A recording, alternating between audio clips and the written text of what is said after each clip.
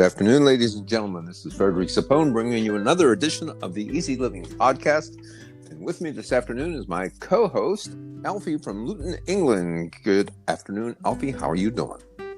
Good afternoon and good evening all the way from Luton, England. How are you, Frederick? I'm good. It's weather's great down here. I went walking. I did 5 miles today. It was sunny. It was 77 degrees. Big difference than it was 10 days ago down here whenever we had -0 weather, and it was a real big mess, but we're good now. So hey, good. Alfie, what's the topic for today? Positivity in the face of adversity. Okay, positivity in the face of adversity. Yeah, and I want to use, I want to make it a bit practical. Okay. Yeah. I want to use your experience in Texas a few days ago. Tell us how it went. Well, it was easy for me because we didn't lose any power, we didn't lose any water, and we had plenty of everything before the storm started. So there was actually I honestly have to say there was no adversity for me. There was adversity for a lot of other people for a variety of reasons. But mostly for me, I don't see much adversity. And what I mean by that is that I can always put a positive spin to something. For an example, years ago, before I came to Texas, I lived in Texas for 25 years back, came back, and I think it was in 1977. Anyhow, prior to that time, right prior to that, I went bankrupt. And, of course, people would say that would be adversity. And it was to some degree. In that time, when you went bankrupt in the United States, you were allowed $100 in clothing and $100 in personal possessions, and that was it. And so, and when I went bankrupt, I had to put my car into bankruptcy, and then I was able to take my car out of the bankruptcy, so I had the car. And so there was the car and me and my wife and 3 kids, and we had a little 4x6 U-Haul, and it was winter, a terrible winter in Pennsylvania at that time. That was the worst winter in, 100 years there. But we decided we're going to start over, and we're not going to start over where you can hardly walk because of the snow. So we got in our little car, and we drove to Texas with no job, and with no place to live, and with $600 in our pocket. And we got down there and we found a place to rent, even though we didn't have a job. Somebody agreed to rent us an apartment. And from one of the beautiful things about having young kids is that their attitude about anything is different. It's like to them this was no adversity at all. This was an adventure. I mean, we had no furniture. We just had like bed linens and clothing and blankets and pillows and that kind of stuff. And so when we moved into this apartment, we had no furniture or anything. We just had bed linens and that. We had an old tent, and the kids thought we were camping in. They thought it was great. They loved being. So one of the things when it comes to adversity is always look at how kids handle adversity. They don't see adversity. They see something positive in everything, and adventure. It's an adventure, and it's kind of like this whole thing about COVID. Like, okay, so COVID is definitely an adversity for lots of people in different ways. But look at all the positive things that have come out of COVID for people. They've gotten closer together with each other. They communicate more. They're more in tune with nature than ever before. Pollution is done, and so I think there's an event that happens and people label it adversity. And if you label it an adversity rather than an opportunity, rather than a possibility, then you're going to be very negative. But if you label it as like I say, an opportunity as opposed to an adversity, then there's a whole other way of looking at it. And there's a lot of possibilities out there that we don't even consider. So, it's all, life is an attitude. That's what it's all about. Oh, wow. That's nice. At least getting to see how you were able to, regardless of how negative the situation was. I'm quite thrilled about. There was something you said that the kids didn't see adversity; rather they saw it as an adventure. And once it's an adventure, your creativity comes up. You see more fun from it. Your attitude towards it is different. So it's more of a positive attitude. It gives you a bit of kick, this energy to win at the end of the adventure. So it's I think we need to borrow a lot from kids. You need to have the mind of a child in the real sense. Well, I agree. I think for myself personally, little children, small children, and animals, pets, dogs in particular, because I have dogs, are some of my greatest teachers because they have such good attitudes about things. Like and where we think something's, for example, like the first night in this apartment where we had no furniture and we were kind of living on the floor with very little anything.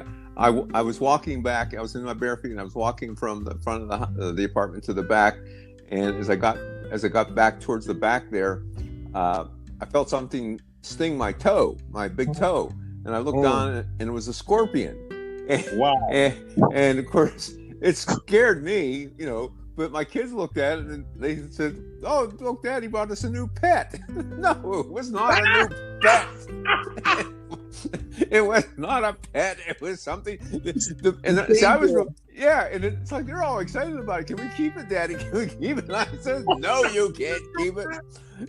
But I did put it in a jar to entertain them, and then, while my wife was entertaining them with the scorpion in the jar, I was off to the medical emergency. Right. But I guess the great thing about kids' attitudes when things go wrong, they have such a positive spin on it, such an adventure to them, that even though I was scared, I wasn't nearly as scared because the kids had a whole different way of looking at it. So yeah, you can't go wrong. I don't think there's such a thing as ever having too much positivity. I don't think you can go wrong with that. No, you can't go wrong with it. You can't go wrong with it. There's this inner peace in the midst of the storm it gives to you. You get my point. It keeps you balanced in the inside, regardless of how rough it looks outside, but it keeps you balanced on the inside. And by so doing, what it does is that it keeps your mind finely tuned to unique ideas, divine ideas, life-changing ideas. There was this story I had about someone. I can't really place the specific name, but I think it's a true story. The man was passing through a lot of problems, a lot of challenges, and he got to a point.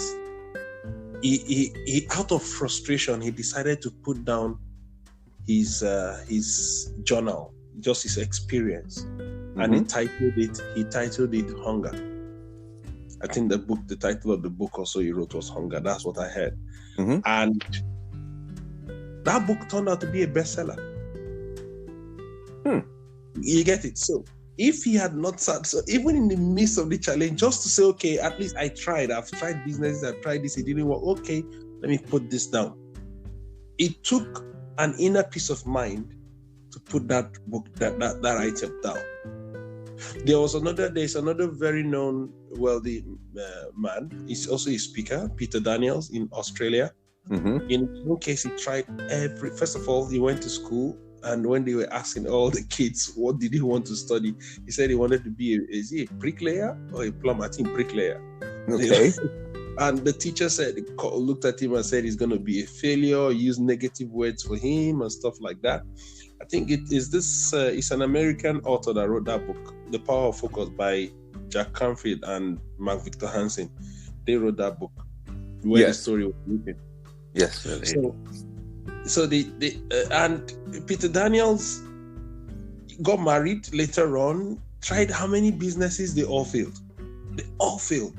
But he kept telling the wife that let's try one more time. Let's use our savings to try one more time. And then people kept coming to his house and knocking on his door because he was owing debt. But there was something. Every time someone came to ask for his money that Peter was owing them, Peter was able to convince them to give him more time. He always knew a way of asking them. So he asked himself, this particular skill I have, that I used to convince people against all odds, I could use it to convince people to buy stuff. So what did he do? He told the wife, one more business please this time, and this time he wanted to go into real estate. So he started using that, his power of spoken words, you get it, to convince people to buy houses. So you tell the landlord, okay, or whosoever is selling it, if I sell this house, I'll get my 10% or my 5% or whatever percentage, and they agree. So he was making money from selling until he became a multi-millionaire, right? Yes. And yeah, so why? In the midst of the adversity, in the midst of business failures, rejections, and whatever, he was able to remain positive, and in that peace of his mind, inner peace, he found a solution. Now they asked him, what was your secret? You know what he told them? He said once a week, he cuts off from everybody, locks himself up, gets his plain paper and a pen in that room just to think, just to connect with his inner man, that peaceful inner man in the midst of all the storms. That is where he gets solutions. That is where he gets ideas. And that's how he discovered that he actually had the strength in convincing people to buy stuff. That's perfect. It's a great story. Yeah. And it's true. I mean, if you have an adversity, but you look at it from a positive spin, because on the other side of adversity is opportunity, or on the other side of adversity is success. So it's really looking, it's actually, if instead of holding anything as an adversity, if you hold everything as a gift, you will find the gift in the things you used to label adversity. And it takes practice. I mean, obviously, we like things to run smoothly, but when they don't run smoothly, that doesn't mean that we failed, or it doesn't mean that things are bad. That just means I have taken obstacles. Whereas most people will take an obstacle as something that slows them down from having what they want. I developed the attitude for myself that an obstacle was a shortcut to getting to where I wanted it. The higher power was pointing me in a different direction, and so I think that's with any situation. There's no situation you can't put a positive spin on it if that's the way you choose to look at things. So yeah, I think it's a great subject, positivity in the face of adversity. So I mean, obviously, I'm sure you've had to deal with adversity in your own life. So what was your secret to success to use positive? Can you give me an example from your own life where you faced an adversity and overcame it by positivity? Wow. There are loads of them. There was this book by Brian Tracy titled The 100 Laws of Absolute Laws of Business Success by Brian Tracy. And one of the laws he talked about there was the law of serendipity, whereby, just like what you said, you see the stumbling block, turn it into your stepping stone. So what I learned I'll give an example. Like when I was just about to get married, when we I first of all moved to Lagos in Nigeria. I moved into a house whereby I didn't even have a bed sheet. I didn't even have a pillowcase. Right. I was able to, there was a referral I made to my wife who was selling Dulux paints then. So through that referral, I was paid commission by her company. And I use that commission now to buy, to buy a mattress and 2 pillows. But I couldn't buy bedsheet. I didn't have curtains. My wife got me wrappers. There's this wrapper her mom gave to her. So I cut it in 2 with scissors, and I used clothing clip, to clip them on the burglaries on the windows as my curtains. So, but even in the midst of that, I always knew that I was going somewhere. You get it? In the midst of it all, in the midst of all the adversity, I knew I was going somewhere. Right.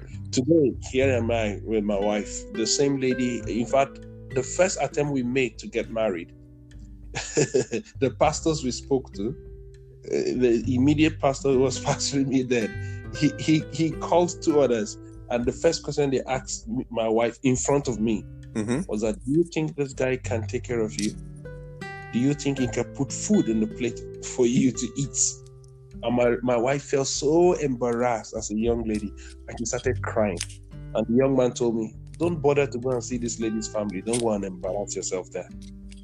That's what he told me. Wow. But today, that lady now is an academic doctor.